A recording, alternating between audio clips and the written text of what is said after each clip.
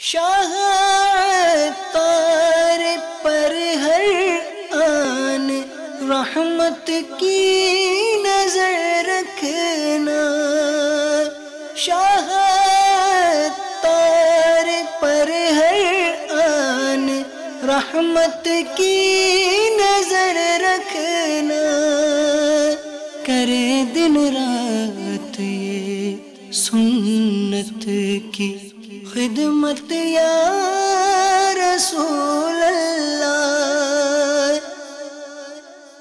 الحمدللہ رب العالمین والصلاة والسلام علی سید المرسلین، اما بعد فاعوذ باللہ من الشیطان الرجیم، بسم اللہ الرحمن الرحیم، الصلاة والسلام علیک یا رسول اللہ وعلى آلك وأصحابك يا حبيب الله، الصلاة والسلام عليك يا نبي الله وعلى آلك وأصحابك يا نور الله۔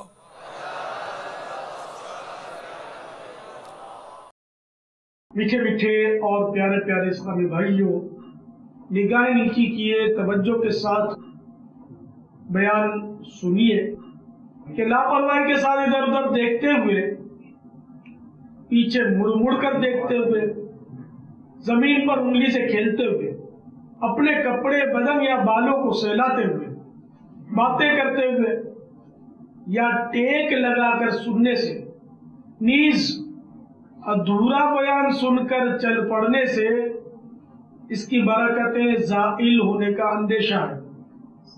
بے توجہی کے ساتھ قرآن و سنت کی بات سننا مسلمان کی صفات سے نہیں۔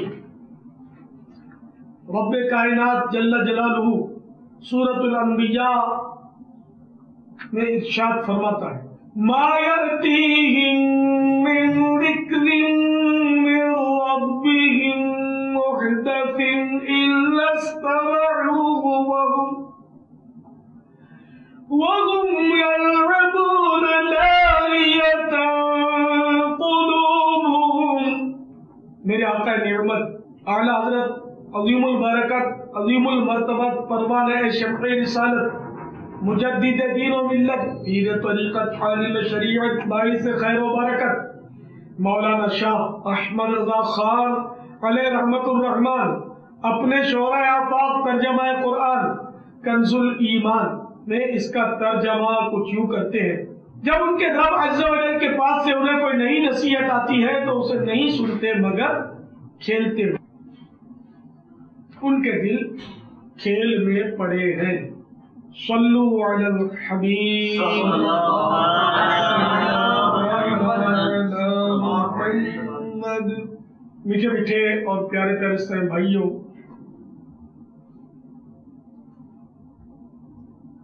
یاد رکھیے شیطان مردود مسلمانوں میں پھوٹ ڈلواتا، لڑواتا اور قتل و غارت گری کرواتا ہے، نیز انہیں صلح پر آمادہ ہونے ہی نہیں دیتا۔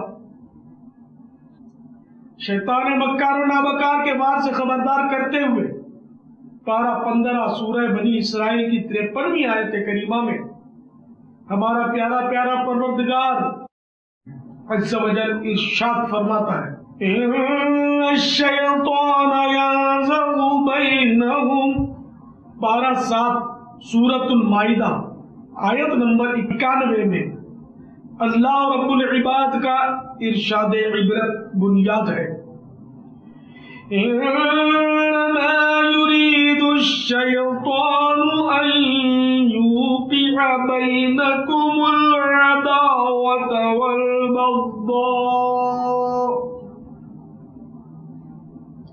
ترجمہ کنز الایمان، شیطان یہی چاہتا ہے کہ تم میں بیر اور دشمنی ڈلوا دے۔ مسلمانوں کو مل جل کر شیطان کے پھوٹ ڈلوانے والے اس تباہ کار وار کو بیکار بنا دینا چاہیے۔ یقیناً آپس کے فسادات میں دنیا و آخرت کے بے شمار نقصانات ہیں۔ بات بات پر جذبات میں آ جانے والا غصیلا شخص اکثر فسادات کا باعث بن جاتا ہے۔ غصے والوں کو خبردار ہو جانا چاہیے کہ نفس کے سبب آنے والے غصے میں بے قابو ہو کر اللہ عز و جل کی نافرمانی کا ارتکاب کر کے کہیں جہنم کے گڑھے میں نہ جا پڑے۔ غصے کی سزا ملاحظہ کیجیے اور اپنے آپ کو عذاب دوزخ سے بچانے کی تجویز کیجیے۔ کون سا غصہ؟ تو سنیے، محبوب رب العباد راحت قلب ناشاد عز و جل و صلی اللہ تعالی علیہ وآلہ وسلم کا ارشاد عبرت بنیاد ہے۔ جہنم میں ایک دروازہ ہے، اس سے وہی داخل ہوں گے جن کا غصہ کسی گناہ کے بعد ہی ٹھنڈا ہوتا ہے۔ تو غصہ آ جانا یہ کوئی گناہ نہیں کہ بندہ اس میں بے اختیار ہے، مگر غصہ اگر گناہ پر ٹھنڈا ہوا تو پھر اس پر پکڑ ہے، کیونکہ غصے میں زبان چلتی ہے اور الفاظ بے ترتیب ادا ہوتے ہیں، گالیاں نکل جاتی ہیں، دل آزار باتیں صادر ہوتی ہیں، بعض اوقات مارا ماری شروع ہو جاتی ہے، پھر مزید اس میں عیب اچھالے جاتے ہیں، غیبتیں کی جاتی ہیں، چغلیاں کی جاتی ہیں، بد القابی کا سلسلہ ہوتا ہے، برے ناموں سے پکارنا، شماتت کی جڑیں استوار ہوتی ہیں، یعنی اپنے مد مقابل کے نقصان میں راضی ہونا، جیسے کہ جس سے نفرت ہوتی ہے اس کا اگر نقصان ہو گیا، کوئی چیز اس کی چوری ہو گئی یا اس کی دکان میں آگ لگ گئی یا وہ بیمار ہو گیا یا اس کے گھر میں کوئی بیمار ہو گیا، تو شماتت کا مریض جو ہے وہ خوش ہوتا ہے کہ اچھا ہوا اس کے ساتھ ایسا ہو گیا، تو اس کی بھی شریعت میں اجازت نہیں۔ ڈرنا چاہیے کہ کہیں ایسا نہ ہو کہ اس کی آفت دور ہو جائے اور شماتت کا مریض خود اس آفت میں مبتلا نہ ہو جائے۔ اس کی تفصیلی معلومات کے لیے مکتبۃ المدینہ کی طرف سے جاری کردہ رسالہ غصے کا علاج ملاحظہ فرما لیجیے۔ سننا نقصان ہی ہوتا ہے بداخر ان کو، نفس کے واسطے غصہ جو کیا کرتے ہیں۔ ہمارے بزرگان دین رحمہم اللہ المبین ظلم ظالمین اور ستم کافرین پر صبر فرماتے اور کس طرح غصے کو بھگاتے، اسے اس حکایت سے سمجھنے کی کوشش کیجیے۔ چنانچہ حضرت سیدنا مالک بن دینار علیہ رحمت اللہ الغفار نے ایک مکان کرائے پر لیا۔ اس مکان کے بالکل متصل ایک یہودی کا مکان تھا۔ وہ یہودی بغض و عناد کی بنیاد پر نالے کے ذریعے گندا پانی اور غلاظت آپ رحمت اللہ تعالی علیہ کے کاشانہ عظمت میں ڈالتا رہتا، مگر آپ رحمت اللہ تعالی علیہ خاموش ہی رہتے۔ آخر کار ایک دن اس نے خود ہی آ کر عرض کی، جناب میرے پرنالے سے گرنے والی نجاست کی وجہ سے آپ کو کوئی شکایت تو نہیں؟ آپ رحمت اللہ تعالی علیہ نے نہایت ہی نرمی کے ساتھ فرمایا، پرنالے سے جو گندگی گرتی ہے اس کو جھاڑو دے کر دھو ڈالتا ہوں۔ اس نے کہا، آپ کو اتنی تکلیف ہونے کے باوجود غصہ نہیں آتا؟ فرمایا، آتا تو ہے مگر پی جاتا ہوں، کیونکہ پارہ نمبر 4 سورہ آل عمران آیت نمبر 134 میں خدا رحمان عز و جل کا فرمان الفت نشان ہے، وَالْكَاظِمِينَ الْغَيْظَ وَالْعَافِينَ عَنِ النَّاسِ وَاللَّهُ يُحِبُّ الْمُحْسِنِينَ۔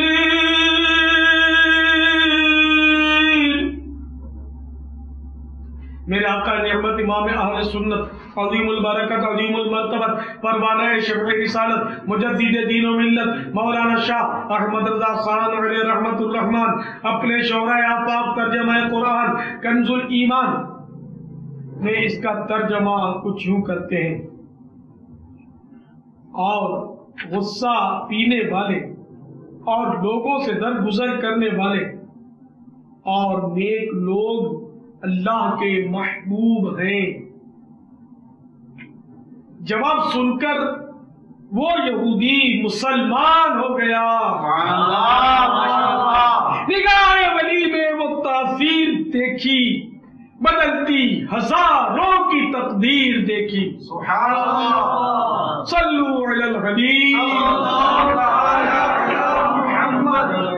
محمد۔ میٹھے میٹھے اور پیارے پیارے اسلامی بھائیوں، دیکھا آپ نے نرمی سے متاثر ہو کر وہ یہودی مسلمان ہو گیا۔ غصے کی تباہ کاریوں میں سے یہ بھی ہے کہ اس سے بغض و کینہ پیدا ہو جاتا ہے، جس سے بعض اوقات قتل و غارت گری تک نوبت پہنچ جاتی ہے۔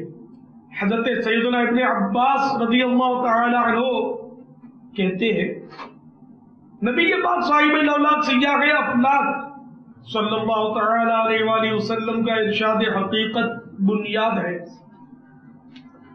3 طرح کے افراد کی نمازیں ان کے سر سے ایک بالش بھی نہیں اٹھتی۔ نمبر 1، قوم کا وہ امام جسے لوگ پسند نہیں کرتے۔ نمبر 2، وہ عورت جس نے اس حالت میں رات گزاری کہ اس کا شوہر ناراض ہو۔ نمبر 3، وہ 2 بھائی جو آپس میں ناراض ہیں، یعنی بلا مصلحت شرعی ناراض ہیں۔ حضرت سیدنا معاذ بن جبل رضی اللہ تعالی عنہ سے روایت ہے کہ سرور ذیشان رحمت عالمیان صلی اللہ تعالی علیہ وآلہ وسلم کا فرمان عبرت نشان ہے: شعبان کی 15ویں شب میں اللہ عز و جل اپنے بندوں کو رحمت کی نظر سے دیکھتا اور سب کو بخش دیتا ہے، لیکن مشرک اور کینہ پرور نہیں بخشا جاتا۔ حضرت سیدنا ابو ہریرہ رضی اللہ تعالی عنہ سے روایت ہے کہ اللہ کے محبوب دانا غیوب منزہ عن العیوب عز و جل و صلی اللہ تعالی علیہ وآلہ وسلم کا فرمان ہدایت نشان ہے: لوگوں کے اعمال ہر ہفتے میں 2 دفعات پیش کیے جاتے ہیں، یعنی پیر اور جمعرات کے روز، پس ہر بندہ مومن کو بخش دیا جاتا ہے ماں سوائے اس آدمی کے جس کا اپنے بھائی کے ساتھ کینہ ہو۔ پس کہا جاتا ہے ان دونوں کو چھوڑ دو یہاں تک کہ مل جائیں۔ میٹھے میٹھے اسلامی بھائیوں، یاد رکھیے بلا مصلحت شرعی محض ذاتی بغض و کینے کی وجہ سے مسلمانوں کا ایک دوسرے سے تعلقات ختم کر دینا گناہ و حرام اور جہنم میں لے جانے والا کام ہے۔ چنانچہ حضرت سیدنا ابو ہریرہ رضی اللہ تعالی عنہ سے روایت ہے کہ اللہ کے پیارے نبی مکی مدنی عز و جل صلی اللہ تعالی علیہ وآلہ وسلم کا فرمان عبرت نشان ہے: کسی مسلمان کے لیے جائز نہیں کہ اپنے بھائی کو 3 دن سے زیادہ چھوڑے۔ جس نے 3 دن سے زیادہ چھوڑا اور مر گیا تو جہنم میں داخل ہوا۔ اے میٹھے میٹھے اور پیارے پیارے سبھی بھائیوں، جھٹ پٹ صلح کی طرف پیش رفت کیجئے اور آپس میں مل جائیے۔ بلا اجازت شرعی رکھی جانے والی آپس کی ناراضگی کے باعث عموماً فریقین کے مابین بدگمانیوں، غیبتوں، چغلیوں اور تہمتوں جیسے کبیرہ گناہوں کا طویل سلسلہ رہتا ہے، جس کے باعث دونوں ہی فریق عذاب نار کے حقدار قرار پاتے ہیں۔ آپس کی ناراضگیوں کے باعث ایک دوسرے کے عیب اچھالنے کا گناہ بھی بہت کیا جاتا ہے، لہذا سخت احتیاط کی حاجت ہے۔ اگر کسی مسلمان کا عیب معلوم ہو جائے تو اسے چھپا دینا ضروری ہے۔ مسلمان کے عیب چھپانے میں بڑا ثواب ملتا ہے، جیسا کہ حضرت سیدنا عقبہ بن عامر رضی اللہ تعالی عنہ سے روایت ہے، نبی معظم رسول محترم سلطان ذی حشم تاجدار حرم سراپا جود و کرم حبیب مکرم عز و جل صلی اللہ تعالی علیہ وآلہ وسلم نے فرمایا، جس نے کسی کا پوشیدہ عیب دیکھ کر چھپایا تو یہ ایسا ہے گویا اس نے زندہ درگور لڑکی کو زندہ کیا۔ حضرت سیدنا عبداللہ ابن عمر رضی اللہ تعالی عنہما سے روایت ہے کہ رسول پاک صاحب الاولاد سیاح افلاک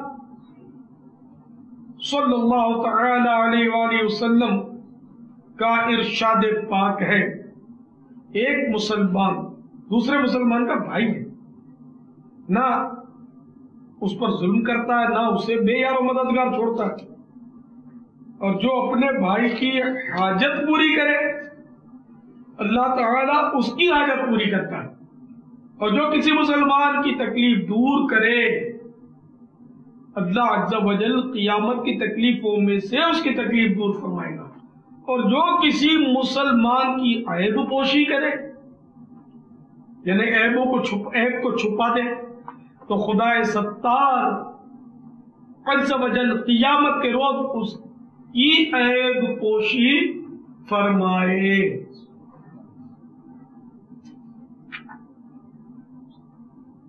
حضرت سیدنا ابو سعید خدری رضی اللہ تعالی عنہ سے مروی ہے، جو شخص اپنے بھائی کی کوئی برائی دیکھ کر اس کی پردہ پوشی کر دے تو وہ جنت میں داخل کر دیا جائے گا۔ آپ نے دیکھا کہ کسی مسلمان کا عیب چھپانے کی فضیلت کتنی زبردست ہے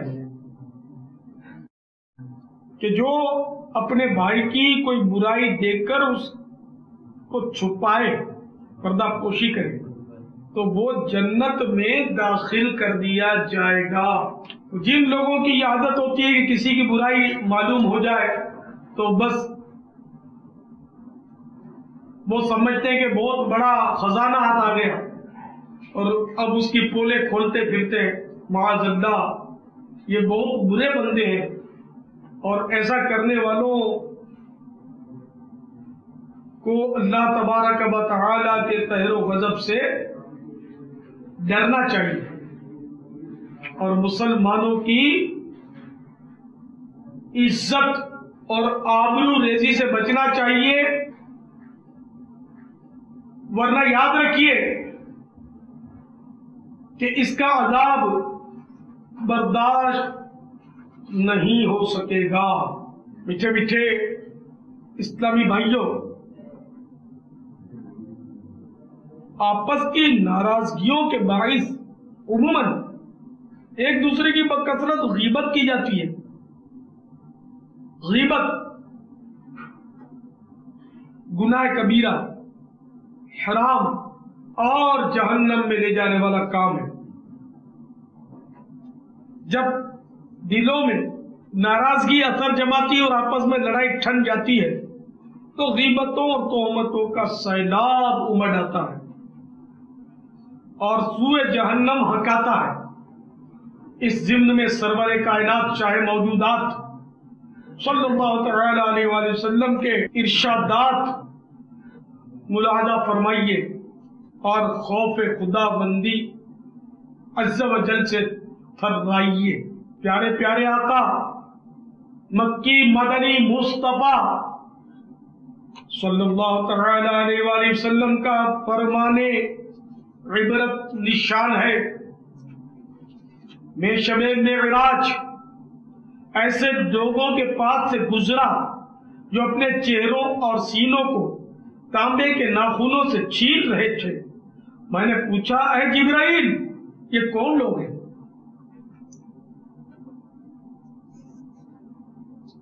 کہا یہ لوگوں کا گوشت کھاتے، یعنی ان کی غیبت کرتے اور ان کی عزت خراب کرتے تھے۔ تو آپ نے دیکھا کہ مسلمان کی غیبت کرنا کتنا بڑا گناہ اور عذاب کا باعث ہے۔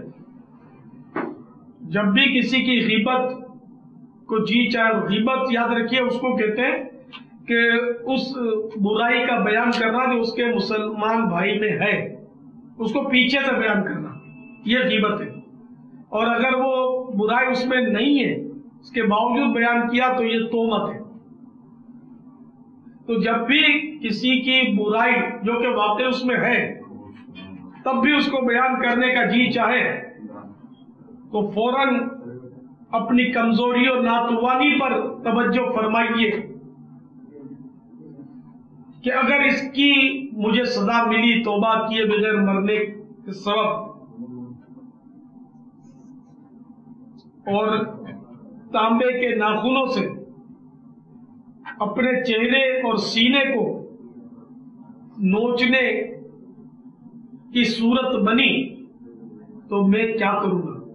آج اگر بھولے سے بڑھا ہوا ناخن میری ہاتھ وغیرہ کی کھال میں معمولی سی خراش ڈال دیتا ہے تو برداشت نہیں ہوتی۔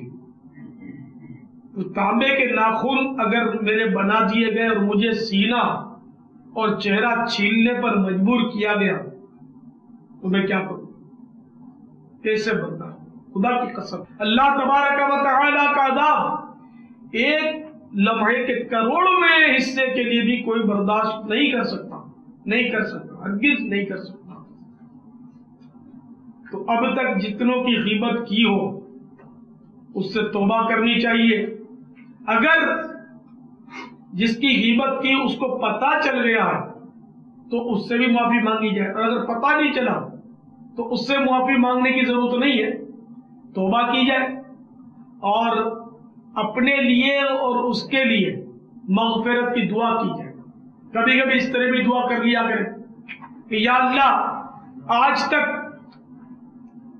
میں نے جتنے بھی مسلمانوں کی غیبت کی ہو اس سے توبہ کرتا ہوں، یا اللہ میری اور آج تک جتنے مسلمانوں کی میں نے غیبت کی ہے ان کی مغفرت فرما۔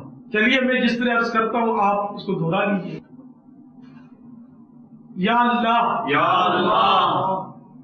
میں نے آج تک جتنی بھی غیبتیں کی ہیں ان سے توبہ کرتا ہوں۔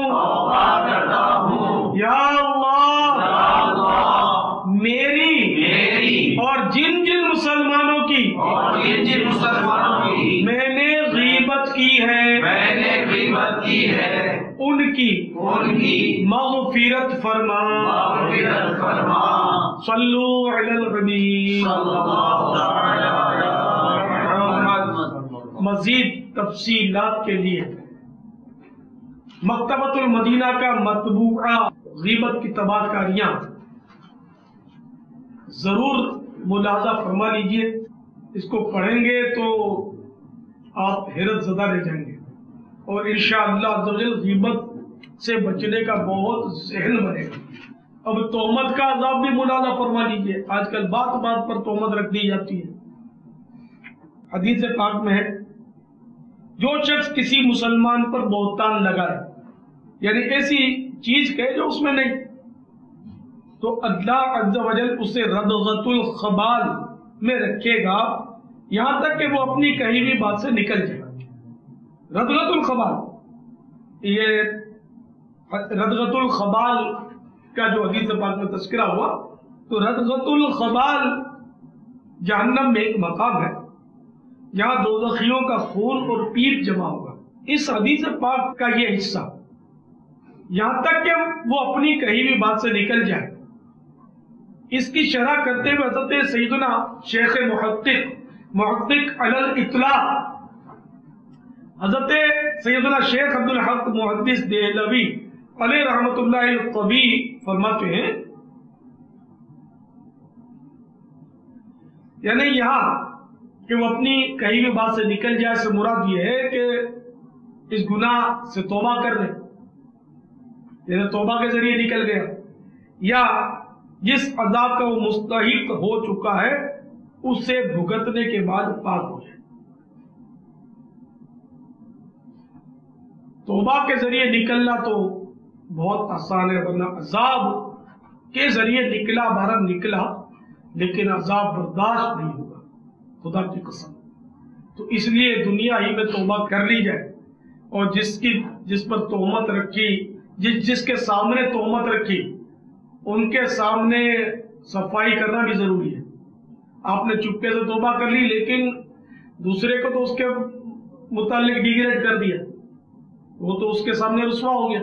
آپ نے جن کے سامنے تہمت رکھی ان کے سامنے صفائی کرنی پڑے گی کہ میں نے مثلا اگر غلط فہمی کی وجہ سے کہا تھا تو یہ کہہ دیجئے کہ میں نے غلط فہمی کی وجہ سے کیا تھا اور وہ بات غلط ہے، یا میں نے ویسے ہی تہمت رکھ دی اور میں اس سے توبہ کر چکا ہوں اور وہ ایسا نہیں ہے۔ یہ صفائی ضروری ہے، تھوڑی سی شرم تو آئے گی، لیکن خدا کی قسم آخرت کا عذاب جو ہے نا وہ برداشت نہیں ہوگا۔ شرم تو برداشت ہو جائے گی، بلکہ وہ اگلے پر آپ کا امپریشن کیا، آپ یہ شیطانی وسوسہ کہ میرا وقار خراب ہوگا، وقار خراب نہیں ہوتا، توبہ سے وقار بلند ہوتا ہے، یہ شیطانی وسوسہ کہ وقار خراب ہوتا ہے۔ تو اس لیے توبہ اور اس کے تقاضے پورا کرنا ضروری ہے۔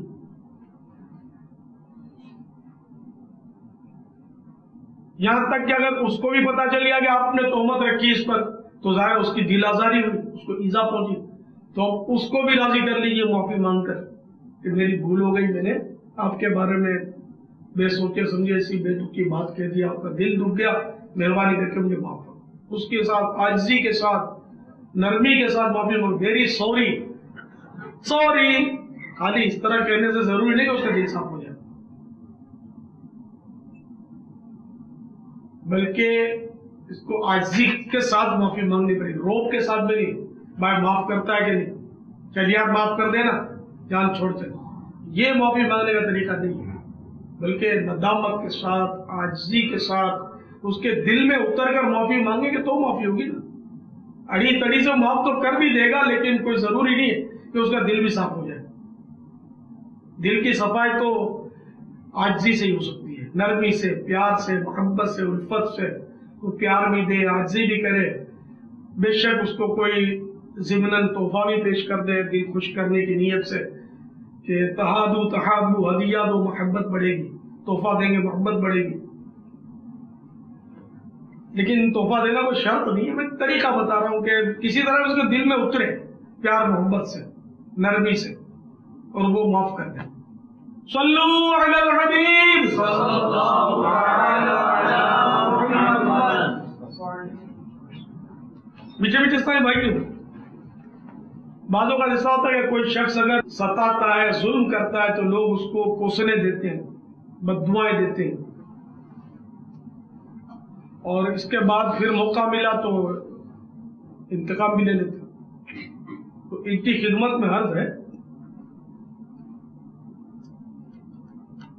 کہ پیارے پیارے آقا مکی مدنی مصطفیٰ صلی اللہ تعالی علیہ وآلہ وسلم کا ارشاد گرامی ہے، جس نے ظالم پر بددعا کی اس نے اپنا انتقام لے لیا۔ یاد رکھیے کہ جب بددعا کر لیں تو اب مزید بدلہ نہ لیں، بدلہ لے لیا اس نے، جب اللہ تعالیٰ کے حوالے معاملہ کر دیا تو اب آپ کیا بدلہ لو گے؟ یوں بھی دیکھا جائے تو میٹھے میٹھے اور پیارے پیارے اسلامی بھائیوں، اپنے نفس کی خاطر جھگڑنے سے مسلمان کو بچنا چاہیے۔ یہاں تک کہ اگر کوئی دل آزاری کر بیٹھے تب بھی بحث و تکرار سے اجتناب کر کے درگزر سے کام لیتے ہوئے جھگڑے سے پہلو تہی کرنے ہی میں بھلائی ہے۔ تاجدار دو جہان مدینے کے سلطان رحمت عالمیات حبیب رحمان عز و جل و صلی اللہ تعالی علیہ وآلہ وسلم کا فرمان جنت نشان ہے. جو حق پر ہونے کے باوجود جھگڑا نہیں کرتا، میں اس کے لیے جنت کے کنارے میں، ان اندرونی کنارے میں ایک گھر کا ضامن ہوں. صلو علی الحبیب. اے میٹھے میٹھے سارے بھائیوں، مسلمانوں کو آپس میں جھگڑنے سے کیا واسطہ؟ یہ تو ایک دوسرے کے محافظ ہوتے ہیں. بہت بڑی بدنصیبی ہے ان مسلمانوں کی کہ جو آپس میں جھگڑتے ہیں، ایک دوسرے کو نقصان پہنچانے کے در پہ رہتے ہیں، ہڑتالیں کرتے ہیں، احتجاجی جلوس نکالتے ہیں. آج کل کے انداز جو ہے ہڑتالوں کے، احتجاجی جلوسوں کے آپ کے سامنے کہ کس طرح معاذ اللہ مسلمانوں کی املاک جلائی جاتی ہیں، کس طرح لوگوں کی دکانیں لوٹی جاتی ہیں، مسلمانوں پر فائرنگ کی جاتی ہے، لاشیں گرائی جاتی ہیں، گاڑیاں جلائی جاتی ہیں. نہ جانے کتنے لوگ بیچارے گھر سے بے گھر ہو جاتے ہیں، اپاہج ہو جاتے ہیں، کتنوں کے زندگیوں کے سہارے چھن جاتے ہیں، کتنوں کے سہاگ اجڑ جاتے ہیں، کتنے بچے یتیم ہو جاتے ہیں آج کل کی ہڑتالوں میں، ہنگاموں میں. اے دعوت اسلامی والوں، تو میں وصیت کرتا ہوں کہ کبھی بھی اس ڈگر پر مت آنا. تمہیں یہ نعرہ مبارک ہو کہ مجھے اپنی اور ساری دنیا کے لوگوں کی اصلاح کی کوشش کرنی ہے. تو یہ اصلاح ہڑتال کے ذریعے نہیں ہوگی، یہ اصلاح مار دھاڑ کے ذریعے نہیں ہوگی، یہ اصلاح پتھراؤ کے ذریعے نہیں ہوگی، یہ اصلاح جلاؤ گھیراؤ کے ذریعے نہیں ہوگی، یہ اصلاح لوگوں کی دکانیں اور اموال چھیننے، لوٹنے اور ان پر گولیاں برسانے سے نہیں ہوگی. اصلاح کیسے ہوگی؟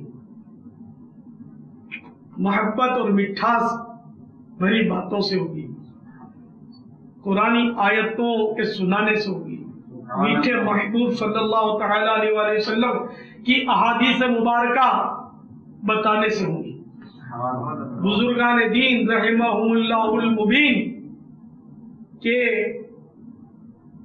واقعات سنانے سے ہوگی. تو یہ ذہن میں رکھیں کہ دین کا کام تخریب سے نہیں ہوتا. ہم تخریبی لوگ نہیں، الحمدللہ ہم تعمیری لوگ ہیں. ہمیں تو مسلمانوں کی تعمیر کرنی ہے، مسلمانوں کی اپنے اور مسلمانوں کی کردار کی اصلاح کرنی ہے. ہمیں مسجدوں کو بھرنا ہے، مسجدوں کو آباد کرنا ہے، عیش کوشیوں کے اڈوں کو ویران کرنا ہے، لوگوں کو گناہ بھرے ماحول سے نکال کر مدنی ماحول سے وابستہ کرنا ہے، فیشن پرستی کی نحوست سے پیچھا چھڑا کر مدنی آقا صلی اللہ تعالی علیہ وآلہ وسلم کی سنتوں کے سانچے میں ڈھالنا.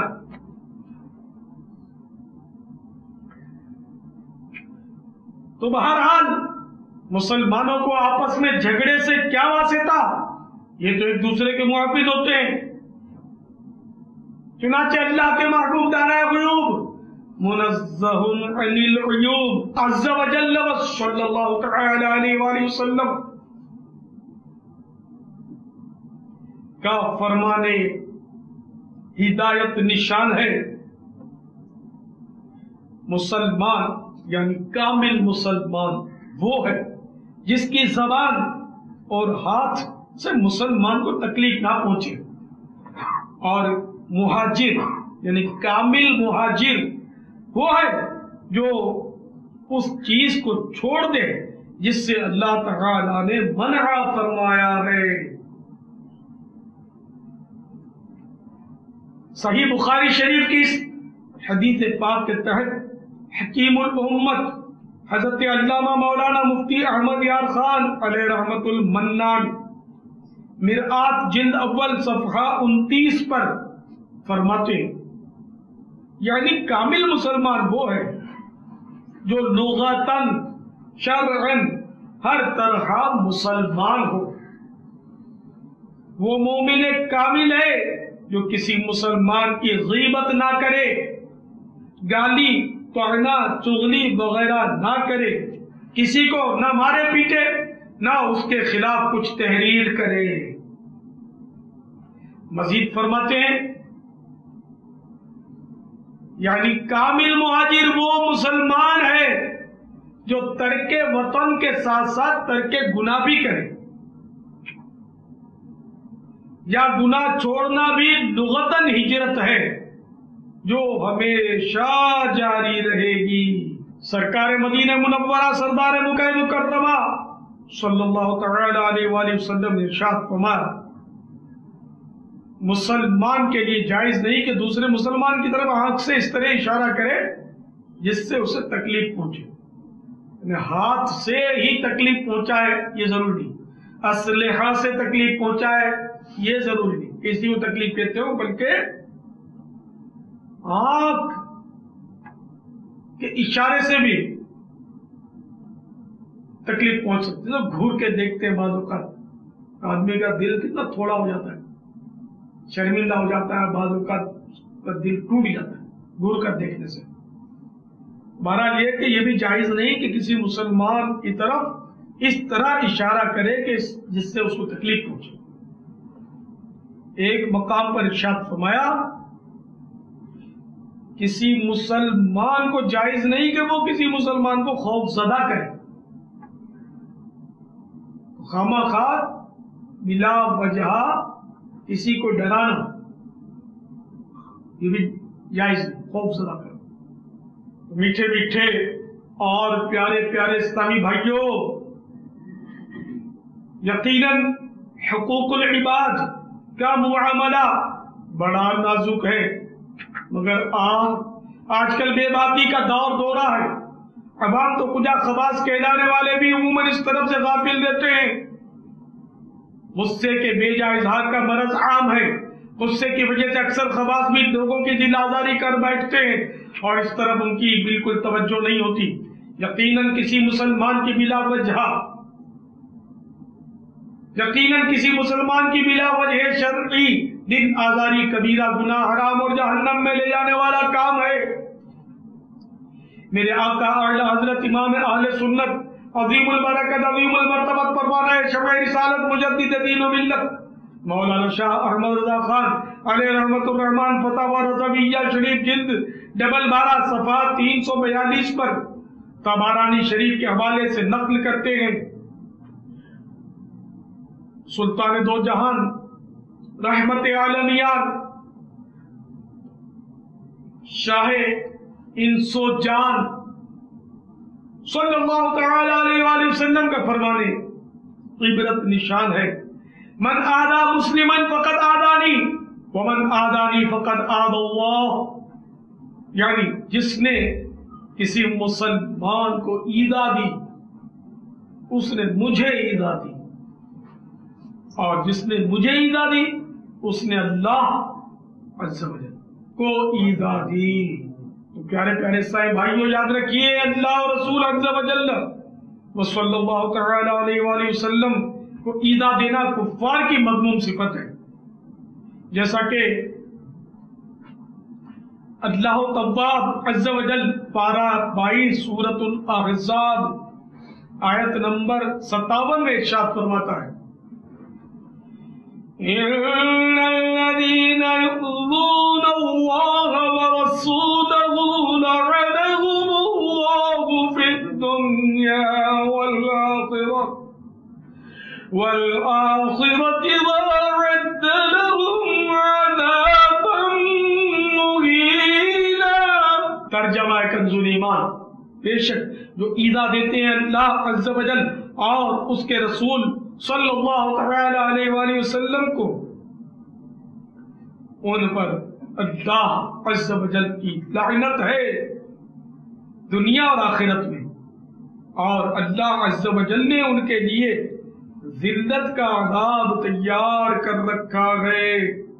اے میرے میٹھے میٹھے اسلامی بھائیوں، افسوس، 100 کروڑ افسوس ان لوگوں پر جن کی یہ مذموم عادت ہوتی ہے کہ ذرا کسی نے خطا کھائی، جب تک دوسروں کو نہیں بتاتے اس وقت تک چین نہیں پاتے۔ یاد رکھیے کہ یہ گناہ کے کام ہے، نیز خاص کر مبلغ اور خصوصاً بالخصوص سنی عالم کی کسی خامی یا خطا کو بلا مصلحت شرعی کسی پر ظاہر کرنا، لوگوں میں اس کا برا چرچا کرنا، نیکی کی دعوت اور اسلام کی تبلیغ کے معاملے میں بہت برا اور دنیا و آخرت کے لیے سخت نقصان دہ ہے۔ میرے آقا اعلی حضرت مولانا شاہ احمد رضا خان علیہ رحمت الرحمن فرماتے ہیں، اور اہل سنت یعنی علماء اہل سنت سے بتقدیر الہی عز و جل جو ایسی لغزش فاحش واقع ہو اس کا اخفاء یعنی چھپانا واجب ہے، کہ معاذ اللہ عز و جل لوگ ان علماء کرام سے بد اعتقاد یعنی بدظن ہوں گے تو جو نفع ان کی تقریر اور تحریر سے اسلام و سنت کو پہنچتا تھا اس میں خلل واقع ہوگا۔ اس کی اشاعت فاحشہ یعنی برا چرچا کرنا ہے، اور اشاعت فاحشہ یعنی برا چرچا بنص قرآن عظیم حرام۔ قال اللہ تعالی یعنی اللہ تعالی پارہ 18 سورۃ النور آیت نمبر 19 میں ارشاد فرماتا ہے، ان الذين يحبون ان تشيع الفاحشة في الذين آمنوا لهم عذاب أليم في الدنيا والآخرة۔ ترجمہ کنز الایمان، وہ لوگ جو چاہتے ہیں کہ مسلمانوں میں برا چرچا پھیلے ان کے لیے دردناک عذاب ہے دنیا اور آخرت میں۔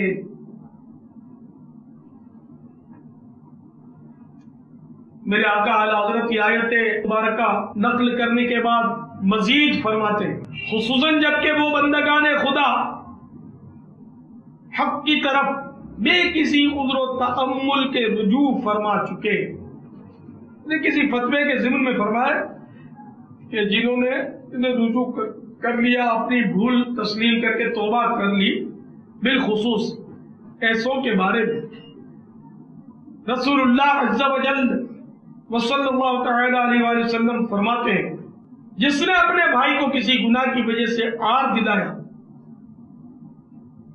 یعنی شرمندہ کیا، وہ مرنے سے قبل اسی گناہ میں مبتلا ہوگا، معاذ اللہ۔ یا اللہ،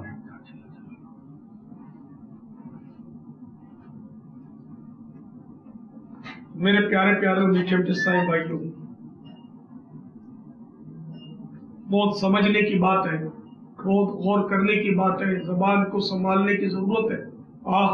بعض لوگ بہت زیادہ جھگڑالو طبیعت کے مالک ہوتے ہیں، خواہ مخواہ تنقیدیں کرتے، بال کی کھال ادھیڑتے، بات بات پر فسادات برپا کرتے اور مسلمانوں کے لیے ایذا کا باعث بنتے رہتے ہیں۔ ایسے لوگوں کو ڈر جانا چاہیے کہ پارہ 30 سورۃ البروج کی 10ویں آیت مبارکہ میں رب العباد جل جلالہ کا ارشاد عبرت بنیاد ہے، ان الذين فتنوا المؤمنين والمؤمنات ثم لم يتوبوا فلهم عذاب جهنم ولهم عذاب الحريق۔ ترجمہ کنز الایمان، بے شک جنہوں نے ایذا دی مسلمان مردوں اور مسلمان عورتوں کو پھر توبہ نہ کی ان کے لیے جہنم کا عذاب ہے اور ان کے لیے آگ کا عذاب. حدیث پاک میں ہے فتنہ سویا ہوا ہوتا ہے اس پر اللہ عز و جل کی لعنت جو اس کو بیدار کرے. میٹھے اسلامی بھائیوں، یہ اصول یاد رکھیے کہ نجاست کو نیاست سے نہیں پانی سے پاک کیا جا سکتا ہے. لہذا اگر کوئی آپ کے ساتھ نادانی بھرا سلوک کرے تب بھی آپ اس کے ساتھ محبت بھرا سلوک کرنے کی کوشش کیجیے. انشاءاللہ عز و جل اس کے مثبت نتائج دیکھ کر آپ کا کلیجہ ضرور ٹھنڈا ہوگا.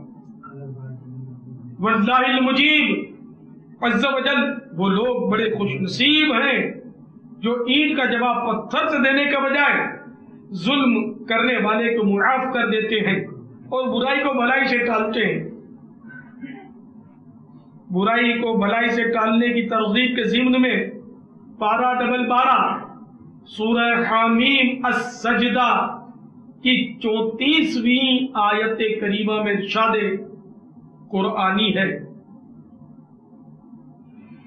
ادفع بالتي هي احسن فإذا الذي بينك وبينه عداوة كأنه ولي حميم. ترجمہ کنز ایمان. اے سننے والے، برائی کو بھلائی سے ٹال جبھی وہ کہ تجھ میں اور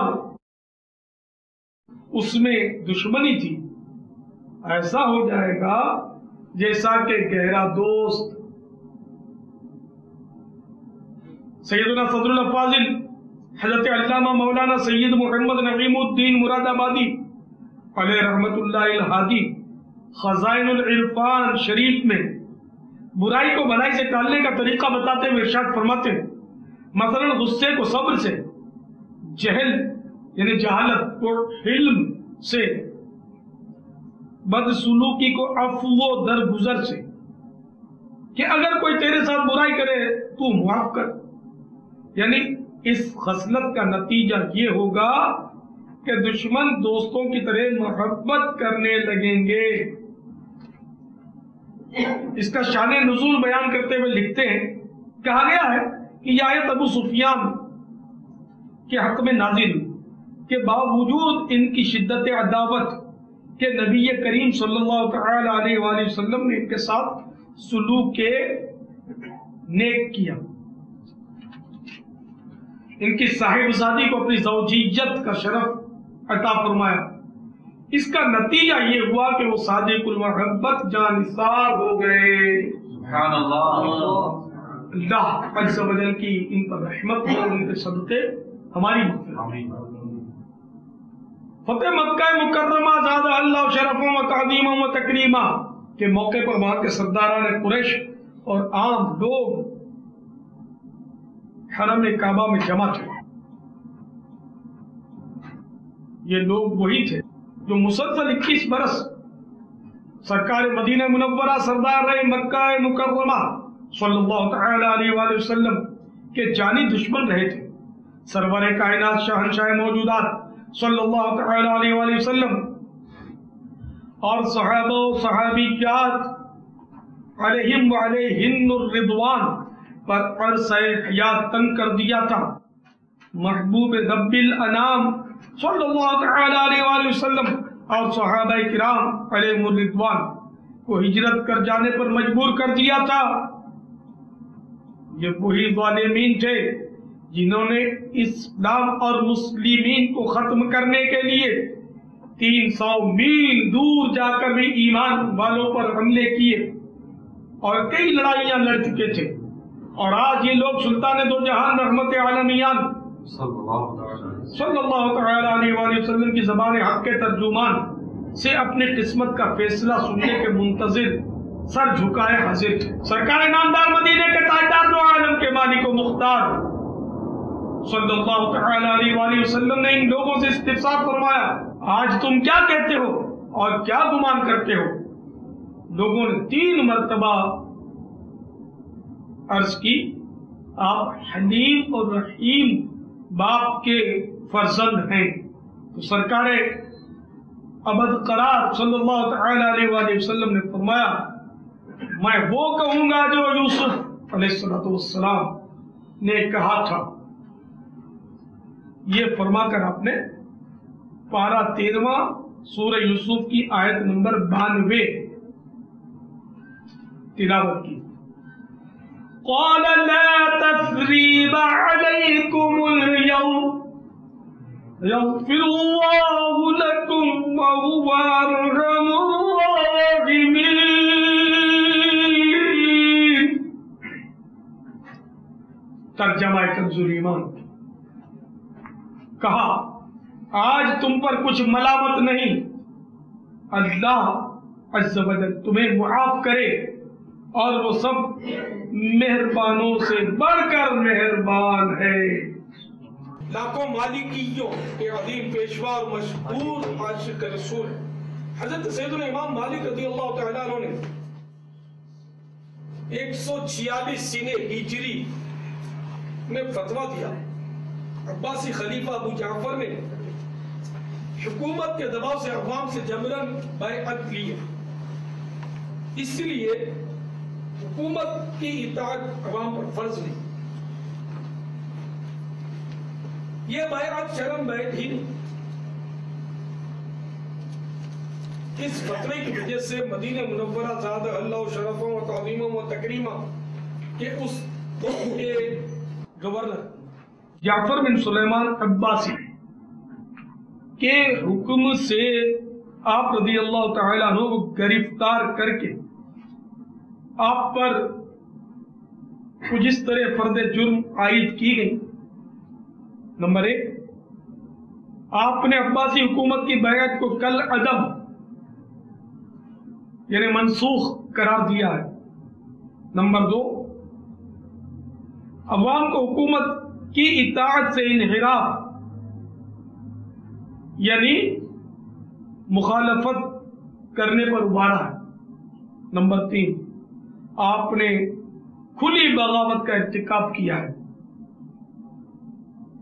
چنانچہ اس جرم کی پاداش میں آپ رحمت اللہ تعالی علیہ کو 100 کوڑے لگائے گئے اور کندھوں سے ہاتھ اتروا دیے گئے، جس کی وجہ سے آخر عمر تک آپ رحمت اللہ تعالی علیہ پوری طرح ہاتھ نہ اٹھا سکے، حتیٰ کہ اپنے بدن مبارک پر اپنے ہاتھوں سے چادر بھی درست نہ فرما سکتے تھے. راوی کا بیان ہے جس وقت کوڑے لگائے جا رہے تھے میں وہیں موجود تھا. جب جب کوڑا پڑتا آپ رحمت اللہ تعالی علیہ کی زبان فیض ترجمان سے یہ دعا نکلتی اللہم اغفر لہم فإنہم لا یعلمون، یعنی اے اللہ ان لوگوں کو معاف فرما دے کہ یہ حقیقت سے نا آشنا ہے.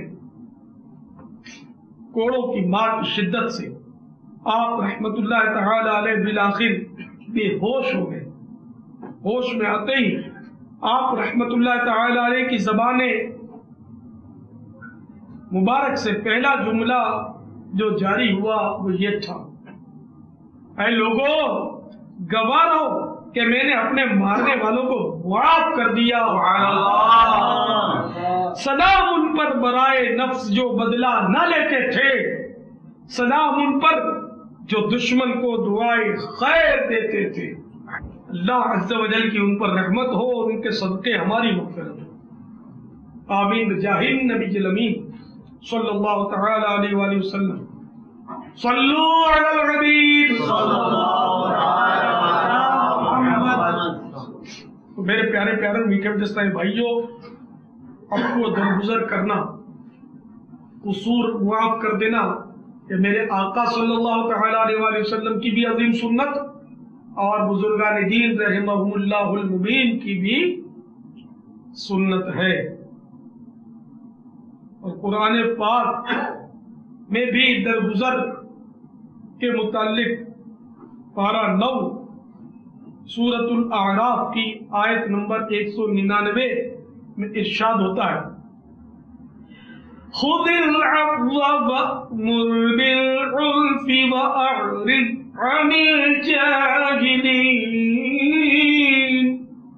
ترجمہ کنز الایمان، اے محبوب معاف کرنا اختیار کرو اور بھلائی کا حکم دو اور جاہلوں سے منہ پھیر لو۔ میٹھے میٹھے پیارے پیارے اسلامی بھائیوں، معاف کرنے کی ایک عظیم فضیلت دل کے کانوں سے سنیے، بلکہ اس کو گرے سے باندھ لیجئے، ہو سکتا ہے لکھ کر اپنے بیٹھک کے سامنے لگا لیجئے اور اس کو وقتاً فوقتاً دیکھتے رہیے تو انشاءاللہ معاف کرنے کا جذبہ ملے گا۔ اور اس کی فضیلت اتنی پیاری ہے کہ مدینہ مدینہ۔ چنانچہ حضرت سیدنا ابو ہریرہ رضی اللہ تعالی عنہ سے مروی ہے، رسول اللہ عز و جل صلی اللہ تعالی علیہ وآلہ وسلم نے فرمایا، 3 باتیں جس شخص میں ہوں گی اللہ تعالی قیامت کے دن اس کا حساب بہت آسان طریقے سے لے گا اور اس کو اپنی رحمت سے جنت میں داخل فرمائے گا۔ میں نے عرض کی یا رسول اللہ عز و جل صلی اللہ تعالی علیہ وآلہ وسلم کیا بات ہے؟ فرمایا، نمبر 1، جو تم سے قطع تعلق کرے، یعنی تم سے توڑے، تم اس سے ملاپ کرو۔ نمبر 2، جو تمہیں محروم کرے تم اسے عطا کرو۔ اور نمبر 3، جو تم پر ظلم کرے تم اس کو معاف کر دو۔ آج کل کیا ہوتا ہے کہ جیسے کہ کسی نے ہم کو دعوت نہیں دی تو ہم بھی اس کو دعوت نہیں دیں گے، وہ اگر ہماری مزاج پرسی نہیں کرتا ہم بھی اس کی مزاج پرسی نہیں کرتے، وہ ہماری عیادت نہیں کرتا ہم بھی اس کی عیادت نہیں کرتے، وہ ہمارے یہاں میت میں نہیں آتا ہم بھی اس کی میت میں نہیں جاتے، وہ ہمارے سامنے مسکراتا نہیں ہم بھی منہ پھلا لیتے۔ نہیں، جو تمہیں محروم کرے تم اسے عطا کرو، جو تمہیں کہ محروم کرے، اب یہ کہ اس کا تو مفہوم بہت وسیع ہے، تو بہرحال یہ کہ ہمیں جو نہیں دیتا ہم اس کو بڑھ کر دیں۔ بے شک اس نے ہمیں اپنے بیٹے کی شادی میں دعوت نہیں دی، ہمارے یہاں بیٹے کی شادی ہوئی ہم اس کو عاجزی کے ساتھ دعوت پیش کریں، اس کے گھر بھر کو دعوت دیں، تو انشاءاللہ اس کا فائدہ یہ بھی ہوگا کہ اگر اس کے دل میں کوئی سی بات تھی تو دھل جائے گی، اور ہو سکتا ہے وہ بھول بھی گیا دعوت دینے، یہ بھی ہو سکتا ہے۔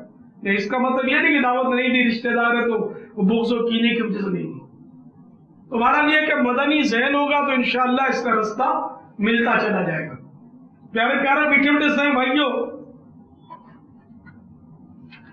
یقیناً آپس کی محبتوں میں ہی عافیت ہے، ناچاکیوں اور لڑائیوں میں آفت ہی آفت ہے،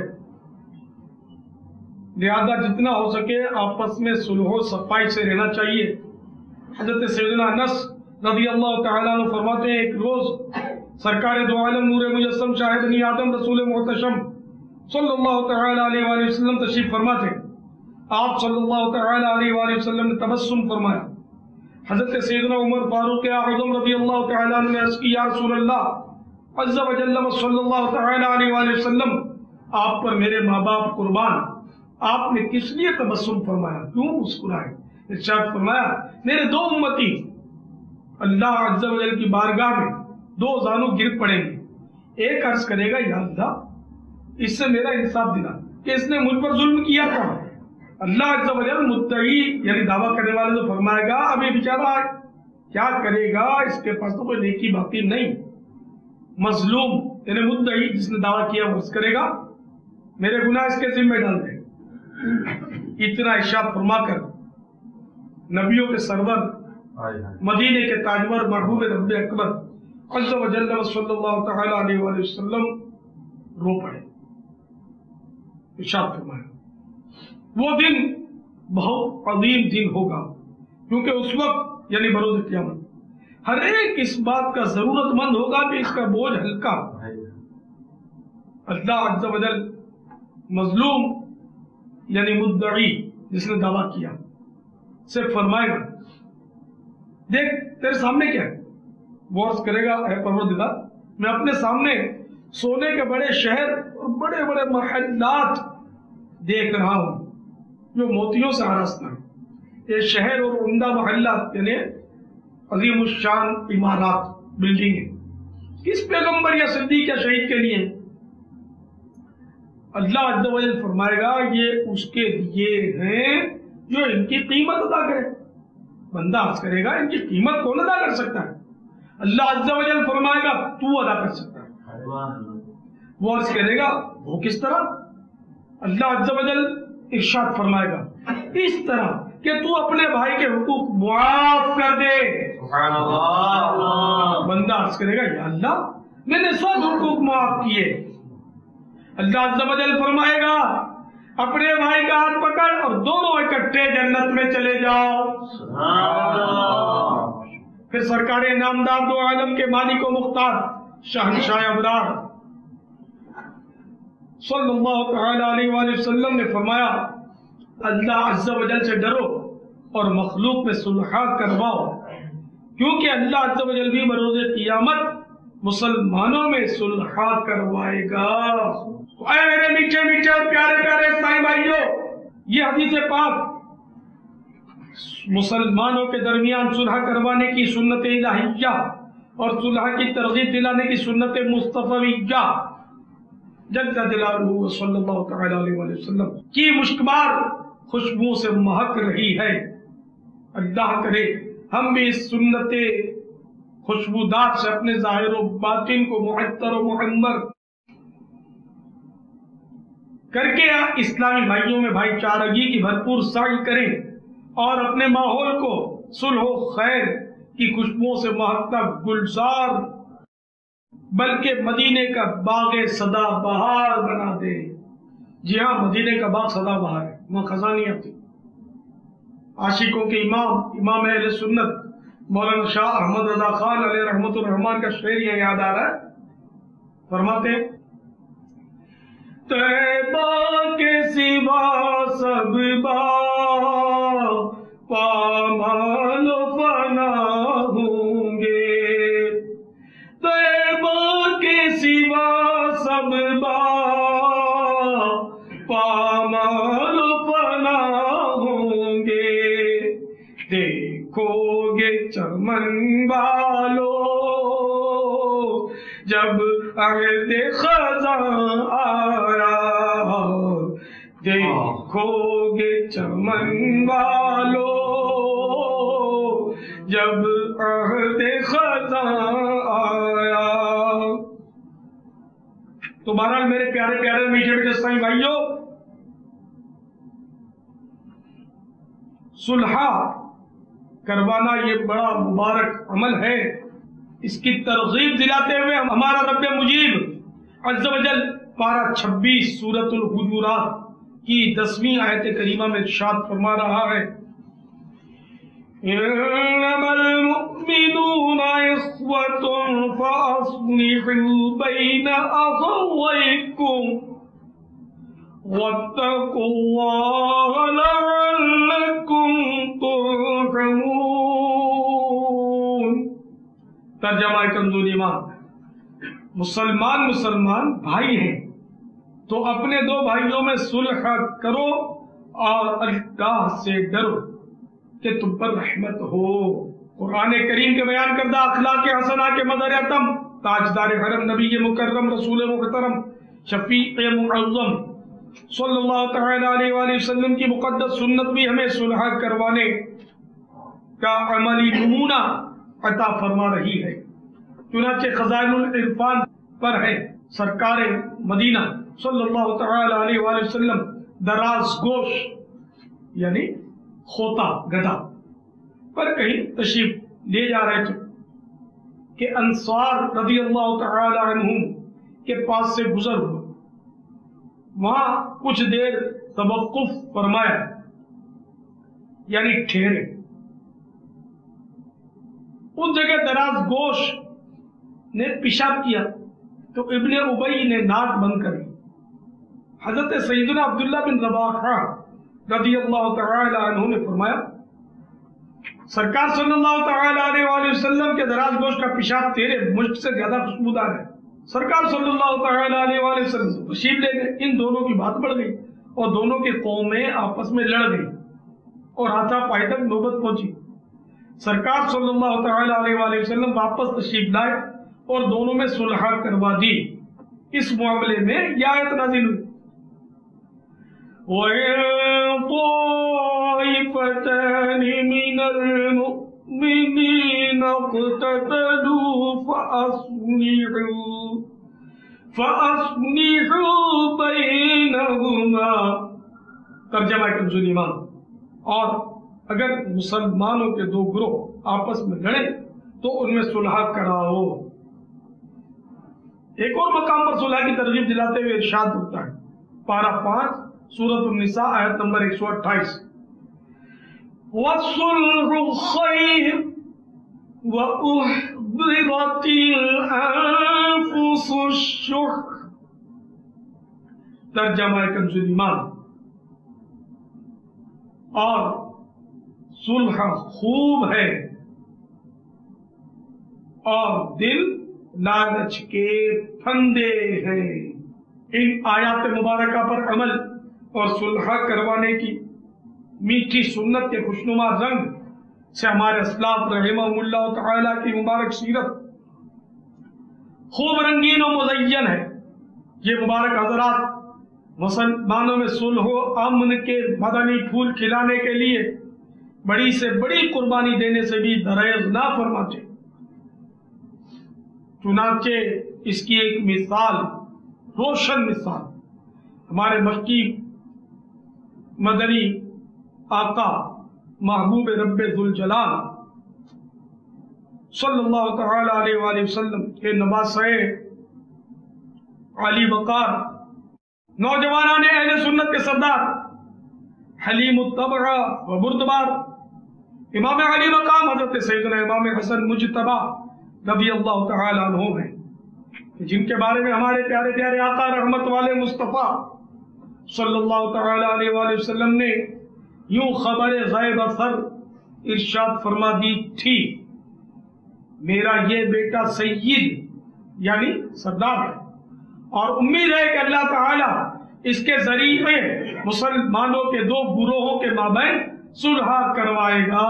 صحیح البخاری جلد دوم صفحہ 509 حدیث 3629 کی خبر غیب اثر کا ظہور یوں ہوا کہ آپ رضی اللہ تعالی عنہ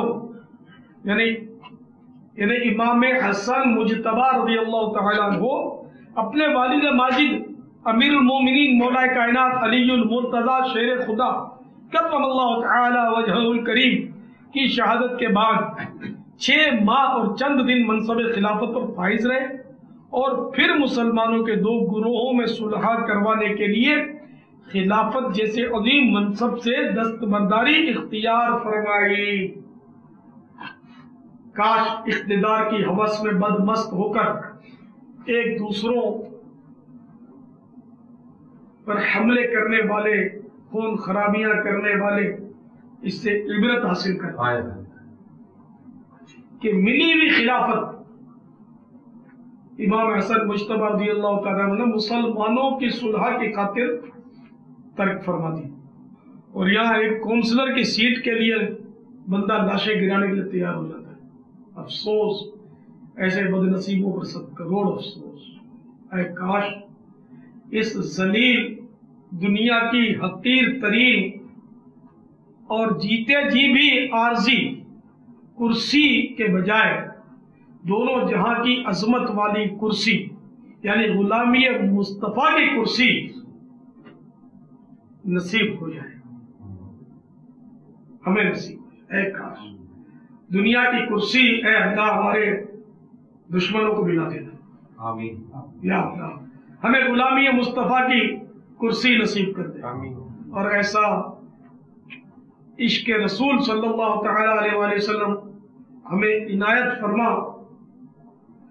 کہ پھر جب غلامی مصطفیٰ کی کرسی نصیب ہو جائے تو ہمیں دنیا کا تاج و تخت ایک نظر نہ بھائے، کہ واقعی جن کو آقا کی غلامی کی کرسی مل جاتی ہے اس کی تو شان یہ ہوتی ہے کہ تختے سکندری پر وہ تھوکتے نہیں ہیں، بستر لگا ہوا ہے جن کا تیری گلی میں۔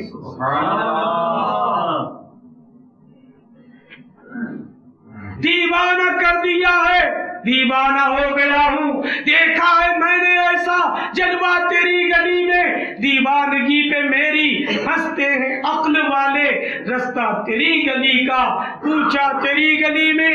امجد کو آج تک ہم ادنا سمجھ رہے تھے، لیکن مقام اس کا پایا تیری گلی میں۔ صلو علی الحبیب۔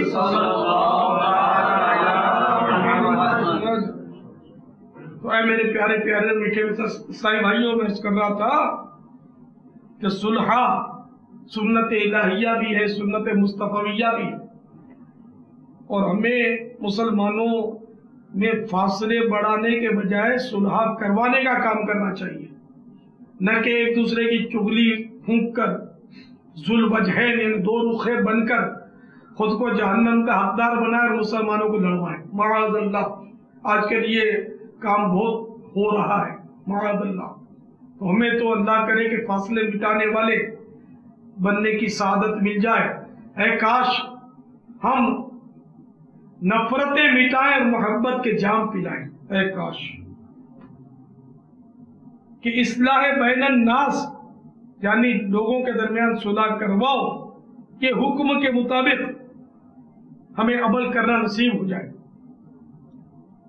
کہ یہ ایک عظیم مدنی کام ہے، اور مسلمانوں میں اس طرح صلح کروانے سے اللہ تعالیٰ اتنا راضی ہوتا ہے، اتنا راضی ہوتا ہے، اتنا راضی ہوتا ہے کہ نفل نماز، روزے اور صدقہ خیرات دینے سے بھی نہیں ہوتا۔ چنانچہ حضرت سیدنا ابو الدرداء رضی اللہ تعالیٰ عنہ سے مروی ہے کہ امام النبیین والمرسلین، سید المرشدین والصالحین صلی اللہ تعالی علیہ وآلہ وسلم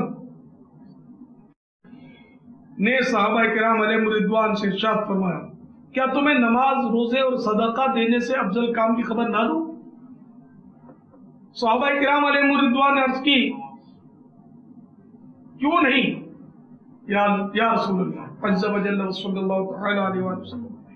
فرمایا وہ کام صلح کروا دینا ہے، اور فساد پھیلانا تو دین کو مونڈنے والا کام ہے۔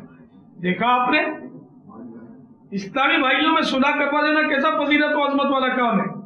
اے میرے وہ میٹھے میٹھے عیسائی بھائیوں کہ جن کے گھروں یا رشتہ داروں یا دوستوں میں بلا مصلحت شرعی ناراضگیوں کا سلسلہ ہے، مہربانی کر کے غصہ تھوک دیجئے اور سعادت مندی کا ثبوت دیتے ہوئے آگے بڑھ کر خود معافی مانگ لیجیے، اور کسی طرح بھی ان کو راضی کیجیے۔ بعض صورتوں میں معافی کافی ہوگی، بعض صورتوں میں اس کی تلافی بھی کرنی ہوگی۔ مثلاً یہ کہ دل آزاری کی ہے، تب تو معافی، توبہ تو ہر صورت کرنی ہے، توبہ کرنے کے ساتھ ساتھ اس سے معافی مانگے اور اچھے انداز میں معافی مانگے کہ وہ معاف کر دے۔ اور ساتھ ہی ساتھ تلافی کی صورت یہ کہ اگر اس کا کوئی نقصان کر بیٹھے آپ تو وہ نقصان بھی آپ ادا کریں۔ مثلا اس کی کوئی چیز غصے میں آ کر آپ نے توڑ ڈالی کہ پیسے اس کو دیں، یہ وہ چاہے تو بے شک معاف کر دیں، یا قرضہ آپ نے تاخیر سے دیا اس سے ناراض ہو گیا ہو تو معافی کے ساتھ ساتھ اس کا راضی کریں، جبکہ آپ نے کوئی وعدہ کیا تھا اور بلا اجازت شرعی آپ نے تاخیر سے قرضہ دے کر غریب کو لٹکا دیا، پریشان کیا، تو اس سے معافی بھی مانگے۔ اور جی ہاں، اگر پیسے نہیں دیے تو آپ تو پیسے بھی دینے ہوں گے، اس کو قرضہ ادا کر کے معافی مانگے، یا مہلت لیں اس سے۔ اس کی گاڑی کو ٹکر مار دی تو خالی سوری سے کام نہیں چلے گا، اس کی گاڑی بنوا بھی دیں۔ جس طرح بھی مطلب ہے معافی اور تلافی یعنی نقصان دور کرنے کی صورت نکال کر آپ سب آپس میں صلح کر لیجئے۔ اگر گھروں میں ناچاکیاں ہیں، دوستوں میں جھگڑے ہیں، تو कोशिश कीजिए और मेरा ये बयान आप उनको जमा करके चला दीजिए। सब इंशाअल्लाह जब सुनेंगे तवज्जो से तो उम्मीद है कि आपस में सुलह हो जाएगी, नाचाकियां इंशाअल्लाह दूर हो जाएंगी इंशाअल्लाह जल्ल जलालुहु व अम्मा नवालुहु। अल्हम्दुलिल्लाह ये मजमून कुछ कमी बेशी के साथ बनाम नाचाकियों का इलाज मकतबतुल मदीना ने भी शाया किया है। इसके कुल सफ़हात 40 हैं। इसको जरूर लीजिए, बल्कि इसको तकसीम कीजिए। जो जिनके यहाँ नाराजगियां चल रही हैं इनको दीजिए, तोहफे में दीजिए और हदफ लीजिए कि कब तक पढ़ लेंगे। खाली लेकर रख लेंगे तो जाहिर है कि इतना फायदा नहीं होगा। खुद पढ़ेंगे तो इंशाअल्लाह इनका ज़हन बनेगा इंशाअल्लाह अज़्ज़ व जल। दरहकीकत ये रिसाला जो मैं आपको अर्ज कर रहा हूँ, ये एक यूरोपियन मुल्क में इस्लामी भाइयों के इख्तिलाफात की मुझे इत्तला मिलने पर कि उनको बार बार सुलह करवाई जा रही है, लेकिन शैतान रखना अंदाजियां कर रहा है, तो ये मकतूब मैंने उनको भेजा था। अल्हम्दुलिल्लाह मकतूब पढ़कर रो रो कर इन्होंने आपस में माफिया मांगी और सुलह कर ली अल्हम्दुलिल्लाह।